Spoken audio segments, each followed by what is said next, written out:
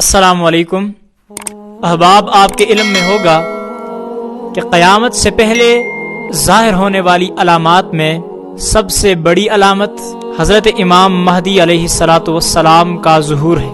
ان کا تعارف تو بہرحال متعین ہے، وہ حسنی سادات سے ہوں گے، یعنی حضرت حسن رضی اللہ تعالی عنہ کی اولاد میں سے ہوں گے، اور روایات میں ان کا نام محمد بھی آیا ہے۔ دوسری روایات میں ان کا نام احمد بھی آیا ہے۔ ان کے والد کا نام عبداللہ ہوگا۔ علامہ سید برزنجی جو اس موضوع کے محقق گزرے ہیں، ان کا کہنا ہے کہ ان کی والدہ کا نام تو کسی خاص اور کسی مستند روایت میں مجھے نہیں ملا، البتہ بعض حضرات کا کہنا ہے کہ ان کی والدہ کا نام آمنہ ہوگا۔ مہدی ان کا لقب ہوگا، جس کے معنی ہدایت یافتہ کے ہیں۔ اس دور کے مسلمان جن امور کے نہ ہونے کی وجہ سے، جن خصوصیات کی نہ ہونے کی وجہ سے ظلم و ستم کا سامنا کر رہے ہوں گے، اللہ تعالیٰ نے قدرتی طور پر امام مہدی میں ان چیزوں کا ادراک رکھا ہوگا۔ وہ عام انسانوں کی طرح پیدا ہوں گے، اور 40 سال کی عمر میں لوگ ان کے ہاتھ پر بیعت لیں گے، اور وہ دنیا پہ اسلامی حکومت قائم کریں گے، اسلامی خلافت قائم کریں گے، جس کے بعد دنیا میں مسلمانوں کا راج ہوگا۔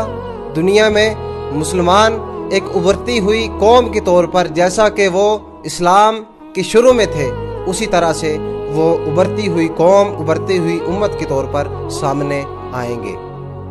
اسی سلسلے کی ایک اہم بات یہ بھی ہے کہ مہدی کا دعویٰ کرنے والا اور حقیقی مہدی میں زمین و آسمان کا تضاد ہے۔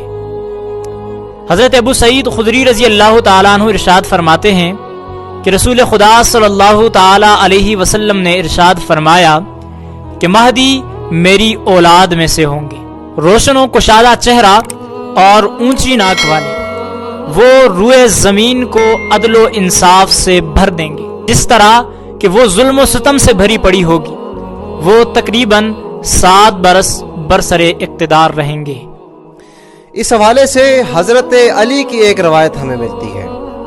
حضرت علی اپنے صاحبزادے حضرت حسن کی طرف دیکھ کر فرماتے ہیں کہ جیسا کہ رسول اللہ صلی اللہ علیہ وسلم نے فرمایا تھا کہ میرا یہ بیٹا سردار ہے، اس کی پشت سے ایک شخص پیدا ہوگا جس کے اخلاق و اطوار رسول اللہ صلی اللہ علیہ وسلم کے مشابہ ہوں گے، لیکن ظاہری شکل و صورت رسول اللہ صلی اللہ علیہ وسلم سے مختلف ہوگی۔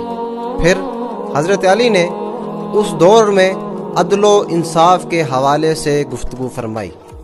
اس قسط میں یہی کچھ تھا۔ اگلی قسط کے لیے انتظار کیجیے گا، ہمارے ساتھ جڑے رہیے گا۔ السلام علیکم ورحمۃ اللہ وبرکاتہ۔